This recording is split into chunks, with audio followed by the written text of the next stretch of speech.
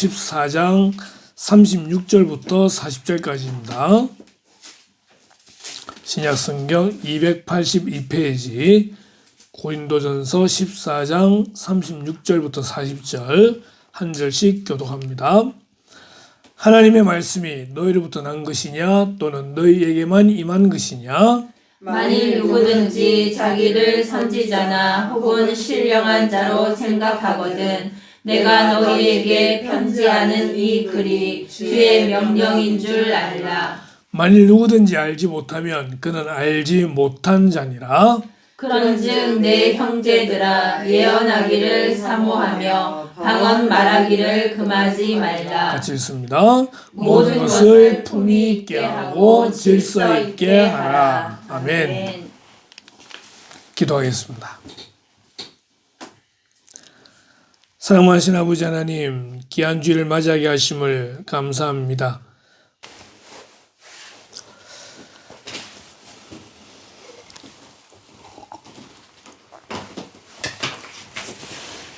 자, 오늘의 강론입니다. 오늘의 강론 하나님의 성품, 질서 있는 이런 제목으로 함께 말씀을 나누도록 하겠습니다. 현대 시대를 특정짓는 두 가지의 말이 있는데 하나가 포스트 모더니즘입니다. 포스트 모더니즘은 밑에 보니까 탈중심 사고, 탈이성적 사고 뭐 이런 이제 말로 설명하고 있습니다. 이 포스트 모더니즘을 더 잘 설명하는 하나의 이야기를 본다면 이런 내용입니다. 조선시대에 황희정성이라고 있었습니다. 하루는 집에 이 하인들이 둘이 서로 싸우고 있는 거예요. 싸우고 있어가지고 황희정성이 가니까 예를 들어 A라는 종이 막 이야기를 합니다. 이야기하니까 황희정성이 네 말이 맞는 것 같네 이렇게 된 거예요. 다른 이제 B라는 여인이 또 이야기합니다. 막 이야기하니까 황희정성이 듣더니 네 말도 맞는 것 같네 이래 된 거죠. 그러니까 앞에 있던 이 정성의 아내가 한다는 말이 아니 쟤도 맞고 쟤도 맞으면 도대체 누구 말이 맞냐고 하고 물으니까 황희정성 한다는 말이 당신 말도 맞는 것 같다는 이게 포스트 모더니즘입니다. 내 말도 맞고 네 말도 맞고 절대적인 것이 없이 다 맞다. 네 생각이 옳다. 라고 말하는 이것이 포스트 모더니즘이다. 라고 말하는 겁니다. 또 하나는 종교다원주의입니다. 수많은 종교들이 있죠. 그런 종교들, 우리나라에 한 30가지 정도 있다고 이렇게 이야기한 것 같은데 그런 종교들의 어떤 절대적인 진리가 없이 이 종교든 저 종교든 어떤 종교든지 믿고 착하게 살면 된다 라고 말하는 것이 종교다원주의다라고 하는 것입니다. 종교를 인정해 주는 건 필요해요. 함께 살아가는 대한민국 같은 나라에서는 타 종교를 존중할 필요는 있습니다. 그러나 우리는 분명히 유일신 하나님을 믿고 있고 예수 그리스도를 통한 구원을 이야기하고 있지만 이 세상은 그것도 그냥 하나의 종교를 얘기할 뿐 모든 종교는 다양한 그런 어떤 개념을 가지고 있다라고 말하는 것이 종교다원주의라고 말하는 것입니다. 그래서 포스트 모더니즘과 종교다원주의를 우리가 볼 때에 이 세상에서는 절대적인 진리가 없는 그런 시대 속에 지금 살아가고 있는 걸로 그렇게 우리는 볼 수가 있다는 것이에요. 여기서 오늘 다루게 되는 내용이 뭐냐면은 질서라고 하는 것입니다. 절대적인 것이기 때문에 권위가 사라집니다. 절대적인 권위, 진리 다 사라져 있는 무질서한 사회 속에 우리는 살고 있더라는 것입니다. 그래서 오늘 제목은 질서 있는인데 질서 있는이라는 것은요 인간관계와 공동체 안에서 질서와 절차를 중요시하는 성품을 뜻합니다. 인간관계 속에서 또 여러 공동체, 예를 우리 학교, 교회, 직장 우리가 있는 그 모든 다양한 공동체 안에서 질서를 또한 절차를 중요시하는 그런 성품을 질서 있는이라고 말하는 것이죠. 성품으로서는요, 질서를 중요하게 여기는 성품은 인간관계와 공동체 안에서 긍정적인 영향을 미칩니다. 그런 사람은 생각과 삶이 잘 정돈되고 질서정연한 특징이 있습니다. 따라서 갈등을 최소화하고 일을 보다 효율적으로 수행할 수 있습니다. 아침에도 잠시 얘기를 하고 왔지만은 방이 넓어진 우리 장 집사님의 그런 가정의 모습, 그런데 들어가 보니까 완전히 엉망인 그런 걸 무질서라고 그러죠. 많은 경우에 무질서들을 보게 됩니다. 잘 정돈되고 질서정연한 우리 삶 가운데 그로 인해서 갈등을 최소화하고 일을 보다 효율적으로 수행하는 것을 질서 있는 이라고 말을 합니다. 예전에 이런 글이 있었죠. 질서, 편한 것, 자유로운 것, 아름다운 것. 질서를 지키는 것이 불편한 게 아니라는 겁니다. 질서라는 것이 구속을 시키는 것이 아니다라는 것이죠. 질서는 편한 것이다. 자유로운 것이다. 아름다운 것이다. 라는 강구가 있었는데 마찬가지로 우리의 삶 속에 질서의 성품은 참으로 중요한 역할을 하게 된다는 것입니다. 오늘 거기에 대한 이야기를 몇 가지를 나누도록 하죠. 먼저 하나님은 질서의 하나님이십니다. 오늘 같은 우리 본문이 고린도전서 14장인데 33절을 보니까 하나님은 무질서의 하나님이 아니시요 오직 화평의 하나님이시니라 라고 되어 있습니다. 하나님은 무질서의 하나님이 아니시다라는 것이죠. 무질서의 반대가 뭐냐? 질서입니다. 질서인데 사도 바울은 여기서 화평이라는 말을 하고 있습니다. 하나님은 무질서의 하나님이 아니시 오직 화평의 하나님이시니라. 화평을 헬라어로 에이레네라 그럽니다. 에이레네의 또 다른 번역은요, 평화, 질서, 정돈 이렇게 이야기할 수 있는 거예요. 그러기에 하나님은 질서의 하나님이십니다. 왜 질서와 화평을 동일하게 두냐고 할 때에 질서가 있는 곳에 화평이 있기 때문인 것 같습니다. 질서가 없는 무질서에는요, 화평이 없습니다. 무질서에는 평안이 없습니다. 질서가 있을 때 그곳에 화평이 있더라는 것이에요. 그래서 하나님은요, 질서의 하나님이시요 화평의 하나님이시다라는 것입니다. 그래서 가장 잘 보여주는 것이 창세기 1장 1절입니다. 태초에 하나님이 천지를 창조하시니라. 아무것도 없는 흑암과 어둠 가운데서 하나님께서 한 일을 시작하시면서 그것이 바로 천지를 창조하시는 것이다라는 것입니다. 태초의 모습이 이렇습니다. 땅이 혼돈하고 공허하며 흑암이 깊음 위에 있더라는 것입니다. 땅이 혼돈하고 공허하고 흑암이 깊음 위에 있다. 혼돈, 공허, 흑암 전부 다 부정적인 단어들입니다. 그런데 하나님께서 이 가운데에서 하나님의 영을 통해 일을 진행하셨다는 것이에요. 그 일을 진행하심으로써 이렇게 변하게 되죠. 첫 번째로 혼돈은 질서 있게 변하게 됩니다. 공허하다 그랬습니다. 하나님의 충만으로 채워지게 됩니다. 흑암이었어요. 그런데 그것이 빛으로 변하게 되더라는 것입니다. 하나님은 창조를 진행하실 때에 그냥 아무 생각 없이 우연히 무언가를 만들어내신 것이 아니라 하나님의 계획 가운데에 혼돈을 질서 있게 만드시고 공허를 충만함으로 채우시고 흑암을 빛으로 바꾸시더라는 것입니다. 그렇게 해서 첫째 날부터 여섯째 날까지 하나하나 창조가 되게 되는 것입니다. 첫째 날 빛을 만드시고요. 둘째 날 하늘을 만드시는데 하늘과 땅 사이의 공간을 만드시고 그것을 물로 나뉘게 되시죠. 셋째 날 땅에 모든 물을 한 곳으로 모이게 하시고 거기에 땅이라 명하시고 씨 맺는 채소, 열매 맺는 나무들을 만드시게 됩니다. 하늘에 해와 달과 별을 넷째 날 걸어두시게 되고요. 다섯째 날 물에 그리고 하늘에 새와 물고기들을 만드십니다. 여섯째 날 그 땅에 각종 기는 것, 짐승들, 사람을 만드시게 되는 것이죠. 이것이 그냥 아무런 계획이 없는 것이 아니라 하나님의 질서 가운데 하루하루 하나님은 최선을 다하셔서 창조하셨던 것을 보게 됩니다. 하나님은 그 창조에 있어서 질서의 하나님이시다 라고 말하는 것이에요. 그리고 히브리서에 보니까 이제는 그것을 하나님께서 붙들어 두고 계시더라는 것입니다. 우리 태양계를 보게 되면은 이 태양을 중심으로 해가지고 행성이 돌고 있잖아요.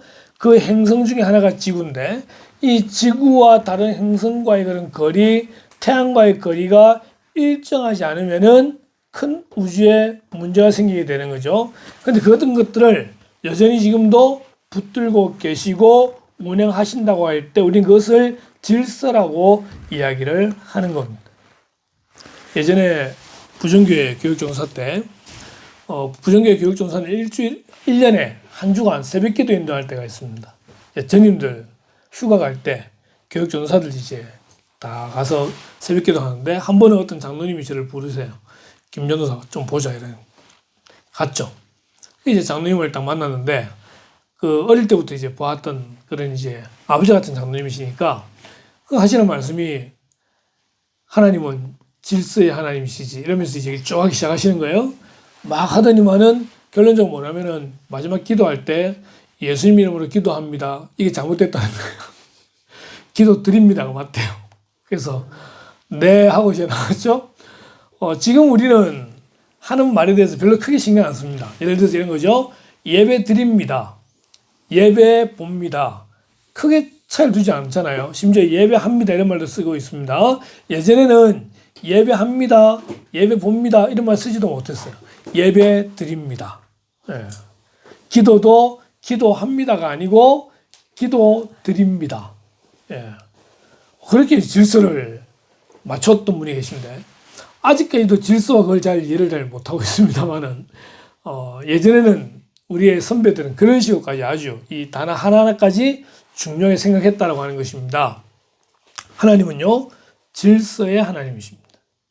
하나님은 무질서의 하나님이 아니시요 질서의 하나님이시고 지금도 온 우주를 그런 질서로 붙들고 계시다라고 하는 것입니다. 근데 사도 바울이 오늘 특별히 본문에서 하나님을 무질서의 하나님이 아니고 질서의 하나님으로 이야기하는 이유가 무엇일까라고 할 때에 그것은 바로 고린도 교회의 분쟁 때문에 그렇습니다. 고린도 교회는 참 많은 것을 받은 교회입니다. 그런데 다른 어떤 교회보다도 많은 문제들을 가지고 있던 교회더라라고 하는 것이죠. 10절에 봅시다. 1장 10절에 형제들아 내가 우리 주 예수 그리스도의 이름으로 너희를 권하노니 모두가 같은 말을 하고 너희 가운데 분쟁이 없이 같은 마음과 같은 뜻으로 온전히 합하라 라고 말을 합니다. 그런데 11절에 보니까 곧 너희 가운데 분쟁이 있더라는 것입니다. 예수님을 믿는 모든 그리스도인들은요 같은 마음, 같은 마음으로 분쟁이 없어야 되는데 너희들을 보니 분쟁이 있다는 말이 들리더라고 하는 것이죠. 그 분쟁이 뭐냐? 12절에 보니까 이 교회 안에 여러 가지 파가 있게 되는데 그 파를 보니까 누구는 바울파, 누구는 아볼로파, 누구는 게바파, 누구는 그리스도파 이렇게 나뉘어져 있더라는 거죠. 아볼로 같은 경우는 바울의 뒤를 이어서 와서 성경을 가르쳤던 사람입니다. 그러니까 나는 바울에게 전도를 예수 믿었으니 나는 바울파다.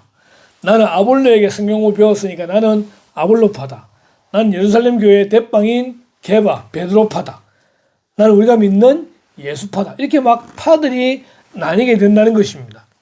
같은 그리스도를 믿는 사람으로서 함께 같은 마음으로 하나 돼야 되는데 각각 무슨 파다라고 하면서 교회에서 나뉘게 될 때에 그것이 옳지 않다라고 하는 것입니다. 그것을 두고 무질서라고 이야기를 하는 것이죠.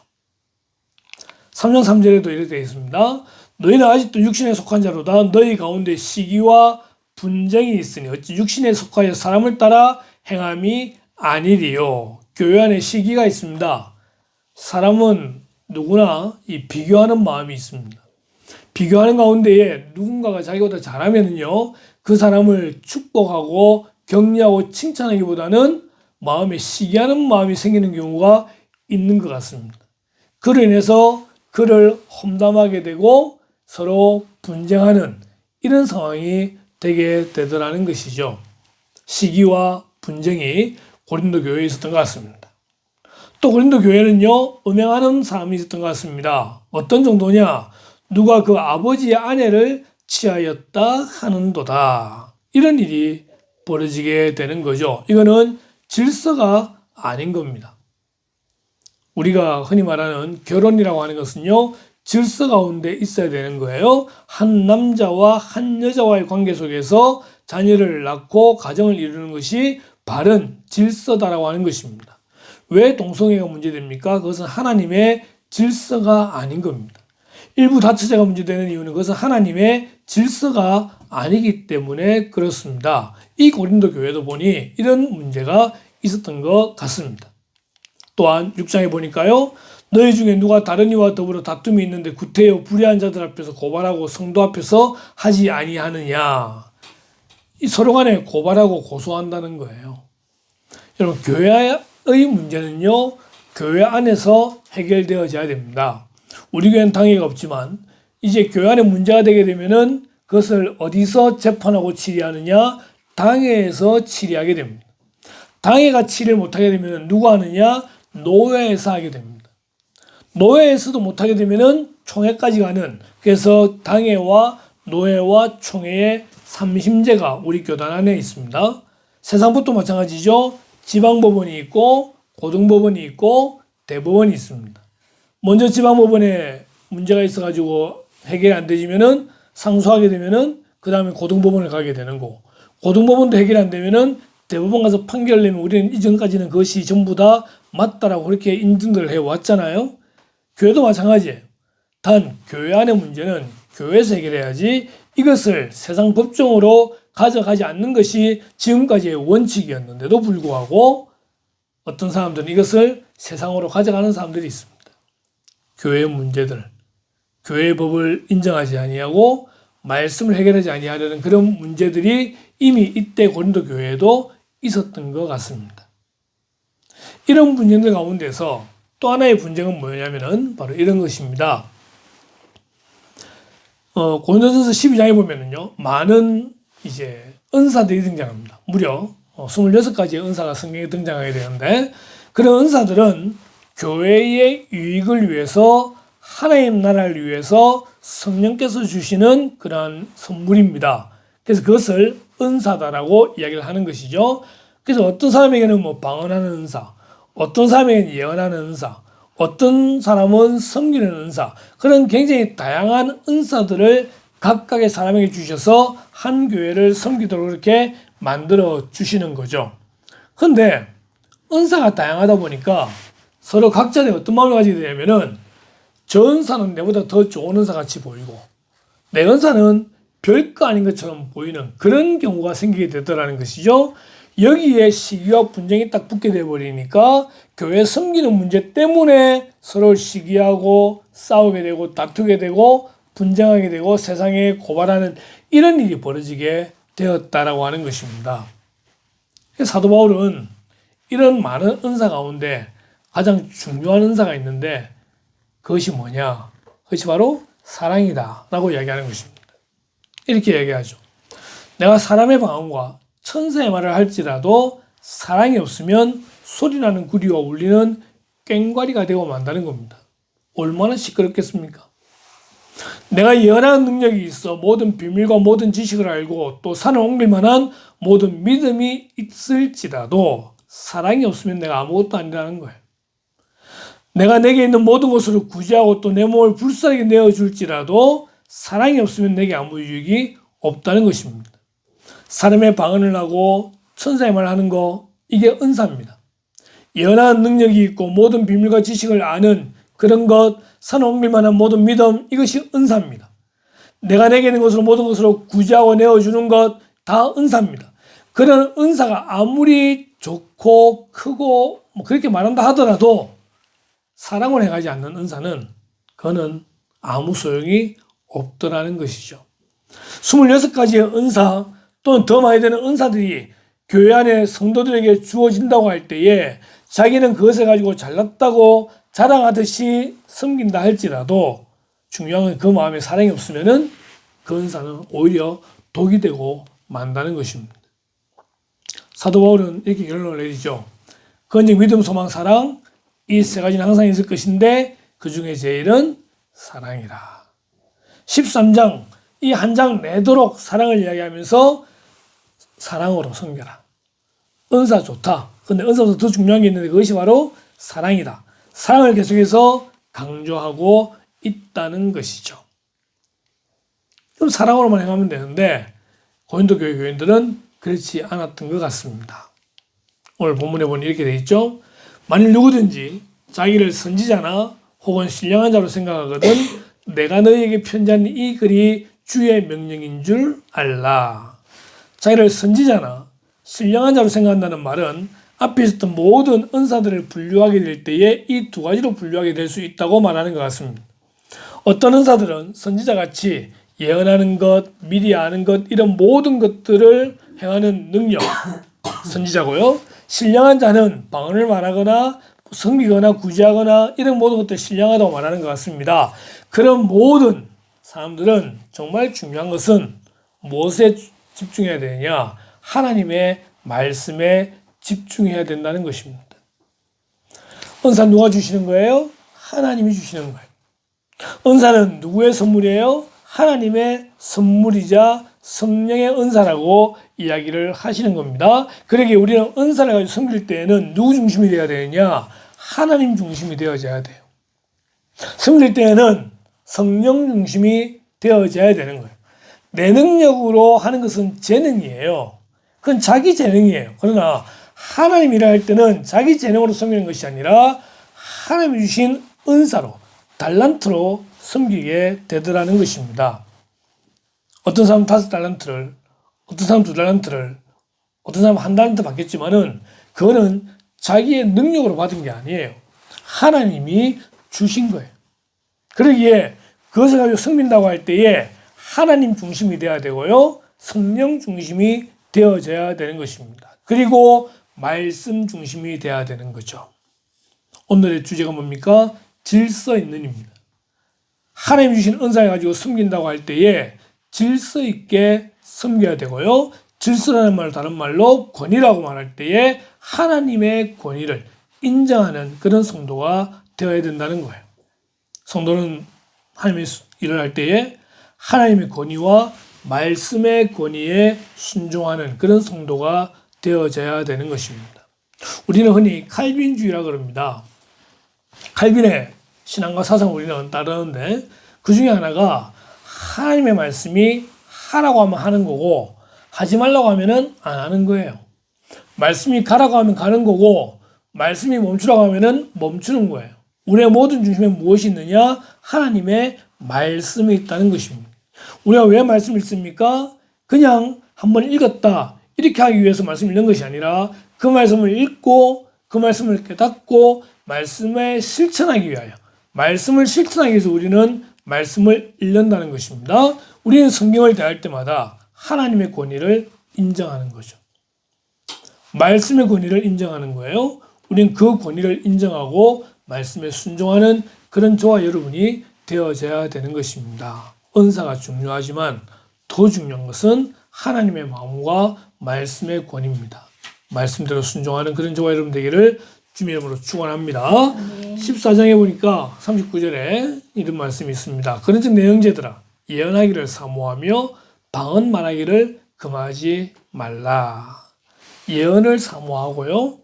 방언을 말하기를 금하지 말라라는 것입니다. 우리 교단은 예전부터 이제 성령 운동에 대해서 그렇게 크게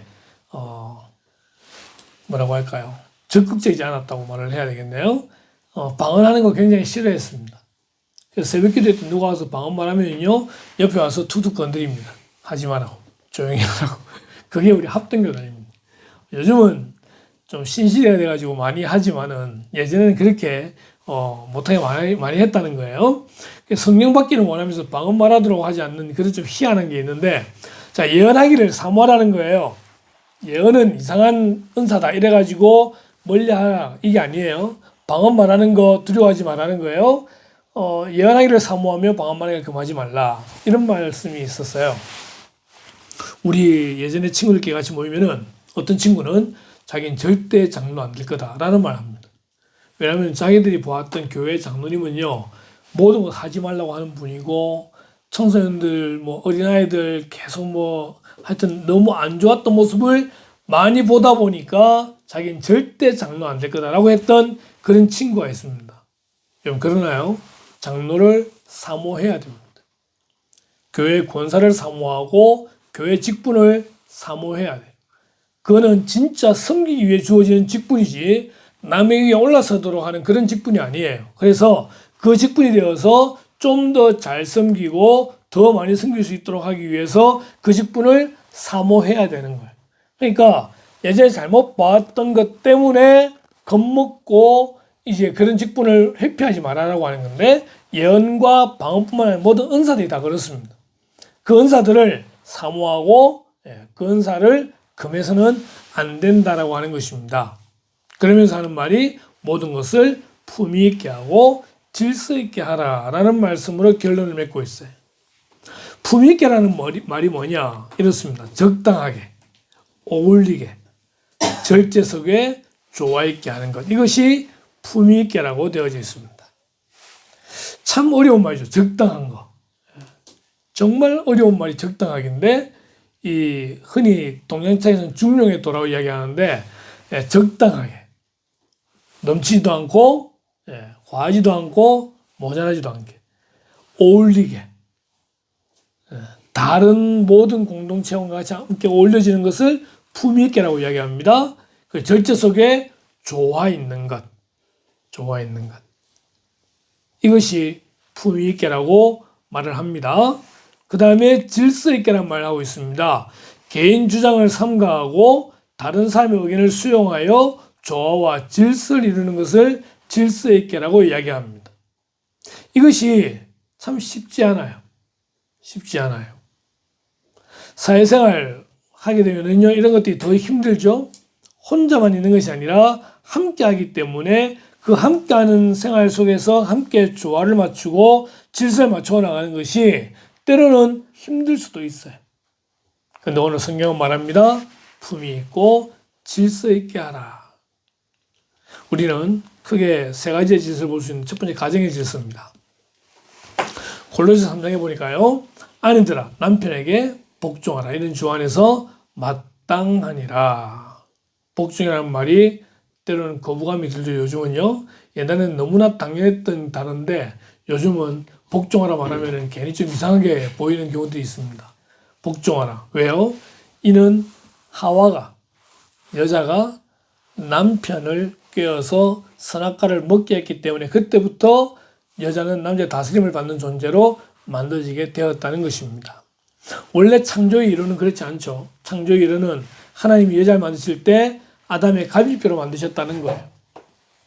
누군가는 말하기를 이것이 머리뼈도 아니고 다리뼈도 아니라 허리에 있는 갈비뼈이기 때문에 남자와 여자는 평등하게 창조되었다라고 그렇게 말을 하는데, 그러나 이 선악과의 사건 이후로 인해서 하나님의 징계 가운데 하나가 여자는 남편의 다스림을 받는 걸로 되어져 있습니다. 이 말은 뭐냐면은 이 죄를 기억하면서 이 죄를 회복하고 다시 구원받는 그 부분을 생각하기 위해서 남편에게 복종하라라고 말을 하는 것입니다. 남편이 복종하라라고 할 때에 그 복종하게 만드는 이유는 19절에 아내를 사랑하는 거예요. 아내를 사랑하는 마음으로 아내를 위하고 다스릴 때 아내는 남편에게 복종하는 거예요. 이것이 서로 맞지 않으면은 다투게 되고 문제가 생기게 되는 거죠. 남편에게 복종하라 이 말만 남자들이 강조해서는 안 되는 거예요. 그보다 더 중요한 사랑하라는 거예요. 사랑하는데 어떻게 해요? 내 몸을 불태우는 예수님처럼 자신을 죽이는 그런 사랑으로 아내를 사랑하라 라고 하는 의미가 담겨져 있습니다. 이게 가정의 질서는요, 남편은 아내를 사랑하고 아내는 남편에게 복종하는 이러한 가정이 될 때 이것이 가정의 질서다라고 말할 수 있습니다. 그런데 시대가 변해서 많은 여성들이 일을 하게 됩니다. 일을 하게 되면은 돈이 생기게 됩니다. 그러면서 어깨에 힘이 들어가게 되어지고요. 많은 남자들을 무시하는 경우가 생기게 됩니다. 가정에서 아내가 남편을 무시하게 될 때에 그 가정은요, 무너집니다. 그 가정에 복을 비는 축복의 기도를 누구 하느냐? 가장이 해야 됩니다. 하나님은 그렇게 만드셨던 것 같아요. 아버지가 남편이 아내를 축복하고 자녀들 축복하는 그런 가정이 질서 있는 가정입니다. 아내들은 남편에게 사랑과 복종과 또한 순종하는 아름다운 관계가 되어져야 됩니다. 자녀와 부모들도 마찬가지입니다. 자녀들아 모든 일에 부모에게 순종하라 라고 할 때 자녀들은 반발할 수 있습니다. 그런데 21절에 아비들아 너희 자녀를 노엽게 하지 말지니 낙심할까 함이라. 우리는 순간순간 때는 화를 내기도 하고 분노할 때도 있기도 합니다. 그런 것이 올바른 것이 아니다라고 성경은 말하고 있습니다. 말하고 있는데 그게 잘 안 된다는 게 문제가 되는 거죠. 그죠? 하지만 우리는 항상 성경을 기억해야 돼요. 너희 자녀를 노엽게 하지 마라. 분내지 마라는 거예요. 분내지 마라. 그리고 자녀들은 부모를 사랑하며 순종하는 이런 가정의 질서가 필요합니다. 이런 질서가 무너질 때에 가정이 무너지게 되는 거고 사회가 무너지게 되더라는 것입니다. 남편과 아내 간에, 부모와 자녀 간에 가정의 질서를 말씀해 주고 있습니다. 세상의 질서에 대해서 이렇게 말합니다. 종들아 모든 일에 육신의 상전들에게 순종하되 사람을 기쁘게 하는 자와 같이 눈가림만 하지 말고 오직 주를 두려워하여 성실한 마음으로 하라. 무슨 일을 하든지 마음을 다하여 주께 하듯 하고 사람에게 하듯 하지 말라. 육신의 상전들에게 순종하라는 거예요. 그리고 대충 눈가림하는 식으로 억지로 하지 말고 참으로 주님을 대하듯이 하라라고 말을 합니다. 우리가 주님께 할 때 어떻게 하겠습니까? 뭐 간이고 뭐 전부 다 빼줄 듯이 안 하겠습니까? 왜 주님이신데. 그죠? 때로는 내가 손해를 보더라도 그는 아무 뭐 문제되지 않잖아요. 왜요? 주님이시니까.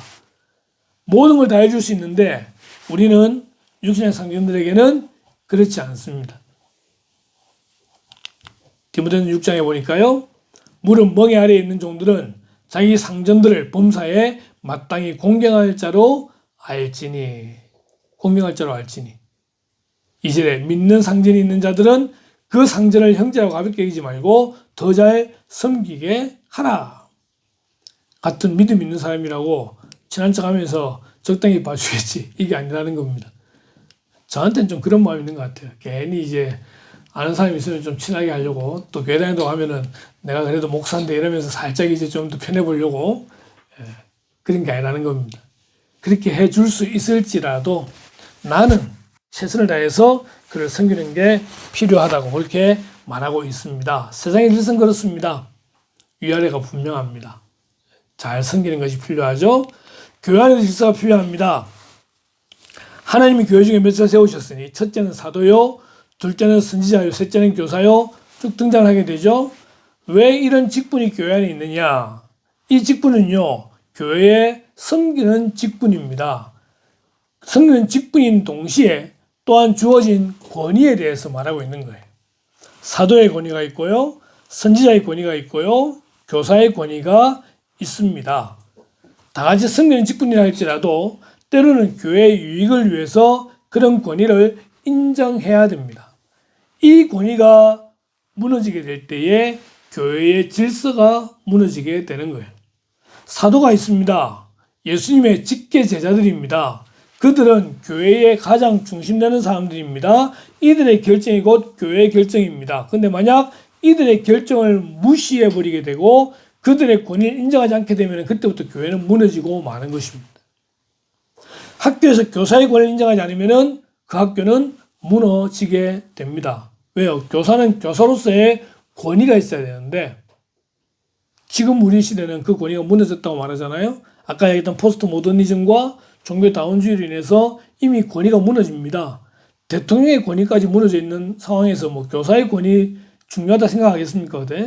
그런데 그것은 이 시대의 흐름이 그렇습니다. 그럼에도 불구하고 우리가 지켜야 될 권위가 있는 거예요.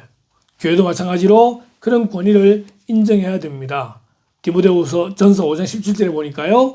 잘 다스리는 장로들은 배나 존경할 자로 알되 말씀과 가르침의 수고하는 이들에게는 더욱 그리할 것이니라. 교회도 직분이 있습니다. 장로의 직분이 있고 권사의 직분이 있고 안수집사의 직분이 있습니다. 우리는 같은 성도이기 때문에 다 동일한 구원받은 그런 성도들이지만 우리가 장로의 권위를 인정할 때에 교회의 질서가 설 수 있습니다. 말씀을 전하는 목사의 권위를 인정하게 될 때에 우리는 그 교회의 권위를 지켜나갈 수 있는 거예요. 목사가 잘났기 때문에, 흔히 말하는 서울대 나왔기 때문에 권위 있는 게 아니에요. 목사는 하나님의 말씀을 받아 전하는 사람이기 때문에 그 권위가 있는 거예요. 목사의 권위가 아니라 말씀을 전하는 자로서의 권위가 있는데 그 권위를 성도들이 인정하지 아니하면 그 교회는 무너지게 됩니다. 교인들의 대표로 세운 장로를 인정하지 아니할 때, 그 권위를 인정하지 아니할 때에 교회 질서는 무너지게 됩니다. 최근 한 10년 정도의 이런 교회의 흐름들을 보게 될 때에 장로의 권위가 무너졌어요. 그래서 안수 집사들이 장로들을 대신해서 교회를 끌어가려고 하는 그런 흐름들이 보이고 있습니다. 분명히 잘못된 겁니다.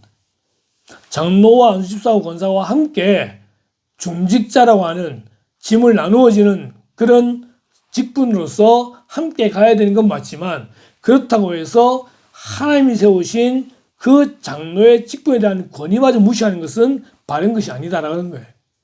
목사들이 잘못된 경우들이 많이 있습니다. 그렇다고 하더라도 그 목사의 권위는 하나님이 주신 것을 인정하는 것이 필요하다는 거예요. 그렇게 할 때 말씀이 나에게 힘이 되지, 만약 목사의 권위를 인정하지 않으면 그 교회를 나와야 됩니다. 그 교회에서 은혜를 못 받기 때문에 그렇죠. 교육자의 관계가 틀어지고 목사의 권위 인정하지 못하게 되면 그 어떤 말씀도 마음의 은혜를 받지 못합니다. 그러면 자기 살기 위해서라도 나와야 되는 거잖아요. 물론 그 전에 그 권위를 다시 인정하고 회복하는 게 중요하겠지만, 오늘 그림 이런 그림이 있습니다. 하나님의 질서 안에 거할 때 하나님의 백성은 거룩한 자유를 누린다는 것입니다. 조정하는 그림이 나와져 있잖아요. 그죠? 함께 같은 방향 노를 저어가는 것이 질서입니다. 다른 방향으로 노를 저는 각자에게 맞는 것은 무질서입니다. 하나님은 질서 있는 분입니다. 그러기에 우리 모두가 이 질서를 따라서 우리의 가정에서, 또 우리 직장에서, 우리의 교회에서 함께 질서를 맞춰 나감으로 말미암아 아름다운 자유를 누리게 되는 그런 저와 여러분 되기를 주님의 이름으로 축원합니다. 기도하겠습니다.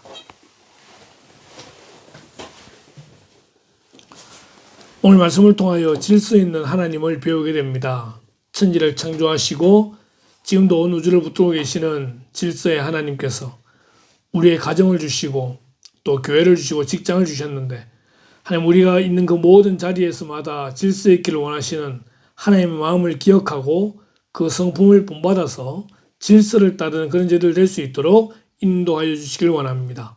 하나님 서로를 인정하게 하시고 서로를 존중하게 하시고 함께 한 방향으로 달려갈 수 있는 그런 제들 될 수 있도록 인도하여 주시길 원합니다. 우리의 마음을 낮추어 주시고 함께 할 수 있는 그런 은혜를 주셔서 우리가 있는 그 모든 곳마다 우리들을 통하여 더욱더 질서 있는 아름다움을 누리는 그런 제들 될 수 있도록 인도하시길 원하올 때에 이 모든 말씀을 예수님의 이름으로 기도드리옵나이다.